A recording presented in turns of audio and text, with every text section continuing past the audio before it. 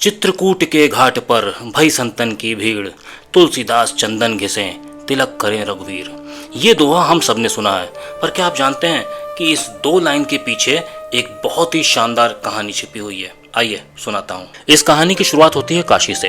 तुलसीदास जी हर रोज अपने कमंडल का बचा हुआ जल बबूल के एक पेड़ पर डाल दिया करते थे, जिससे उस पेड़ पर रहने वाला एक प्रेत प्रसन्न हो गया। उसने तुलसीदास जी को वरदान मांगने के लिए कहा। अब अंधा क्या चाहे, दो आंखें। बस तुलसीदास जी ने मौका देखते ही राम दर्शन की मुराद मांग ली। लेकिन आत्मा के बस की कहाँ थी कि परमात्मा दिला सके। लेकिन उसने एक रास्ता बताया।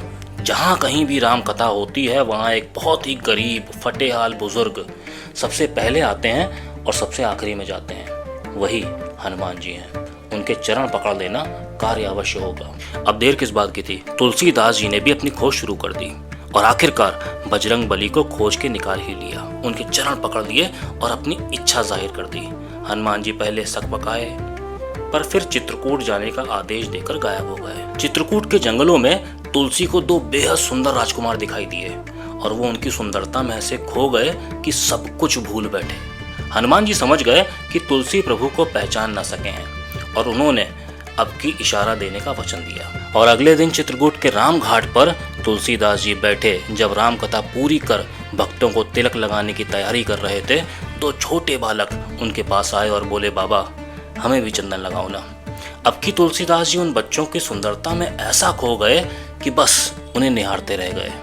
लेकिन हनुमान जी फिर से समझ गए कि तुलसी सुध बुध खो बैठे हैं। वो गोस्वामी के पास एक तोते का रूप बनाकर गए और बोल उठे, चित्रकूट के घाट पर भई संतन की भीड़, तुलसीदास चंदन घिसे तिलक करे रघुवीर। और जैसे ही तुलसीदास जी के कानों में ये शब्द पड़े, उनके अंदर एक झटका सा लगा। उन्होंने उस बालक के चरण पकड़ लिए।